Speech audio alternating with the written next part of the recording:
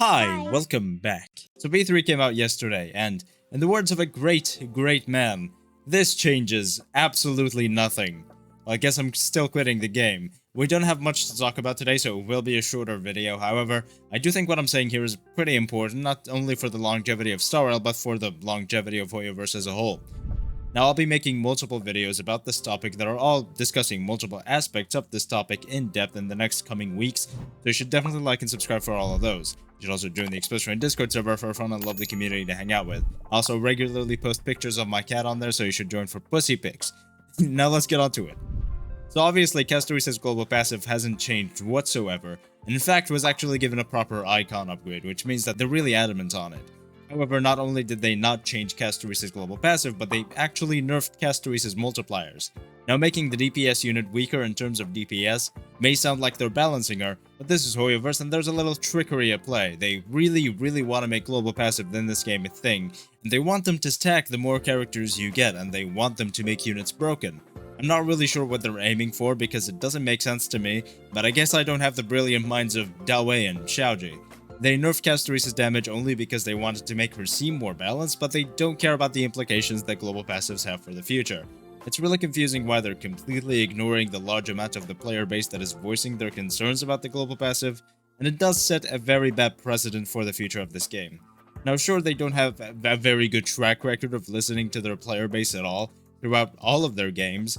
The game they've listened to players the most in is definitely Star Rail, but we all know what it's shaping up to be right now. However, there were only 2 times that players were genuinely complaining about stuff Hoyoverse has done in the past when it comes to Zhongli and Yuvalette, and they did end up actually making a change, and the amount of outrage that Castorius' passive has got is definitely comparable to the amount of outrage that those previous 2 situations got, but maybe less so in China and more so in the global server, so that honestly may be a reason why. But still, the fact that they're doubling down on this by not only not removing it, not only mocking us by changing nothing the players were actually complaining about, which was her kit, but also giving it a whole new icon. It's definitely a little bit ridiculous. I mean, they could have at least removed the part of her kit where she gave her whole team 20% resistance shred for whatever reason. That would have arguably made it a lot more balanced than the multiplier nerfs they actually implemented, while also not reducing the actual fun players have when playing her. Also, trust me, by V5 they'll have rebalanced her kit even more to where she does even more damage again. They're really not listening to our complaints with this one, and if you aren't someone who thinks that Castorius' global passive is broken, then in the future something is definitely going to happen that you are dissatisfied about, if that hasn't happened already from how much Hoyoverse screws up their games, and no matter how much you complain, bitch, or moan about it, you know Hoyoverse isn't going to change it, when they haven't done anything so far when they had multiple chances to do so, about the possibly most game-breaking feature they're going to add that so many players are seeing as the last straw that broke the camel's back. They're really banking in on all the Hoyo shells spending all their money in 3.2, and on new players looking at all the shiny new powerful toys they can play with, and don't care anything for the old players that just want to have fun with their favorite units without having to worry about their favorite gacha game becoming just another gacha that cares for nothing except for your money. Honestly, I really don't know whether or not listening. It seems very stupid to why a live service game wouldn't be transparent and listen to a massive part of its player base, but I guess there's some bigger picture or something that I'm not seeing somehow.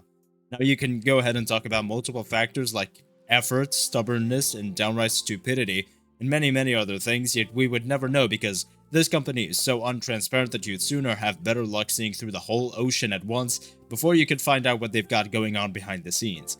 The lack of transparency that Hoyo has is something that definitely needs to be studied.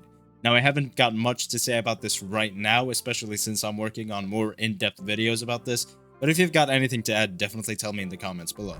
Before this video ends though, I just wanted to let you know that I'm looking for new games to make content for because obviously I am, and I want to hear your suggestions, so far the OG Arknights as well as Arknights Enfield when it's coming out, and a couple other games like Persona 5X are all on my radar, so if you've got any other suggestions, definitely let me know. Other than that, thank you so much for watching this video. Make sure to like and subscribe for more content like this in the future, and join the Express Discord server for a fun and lovely community to hang out with, as well as pictures of my cat. Thank you again for watching, and I will see you next time.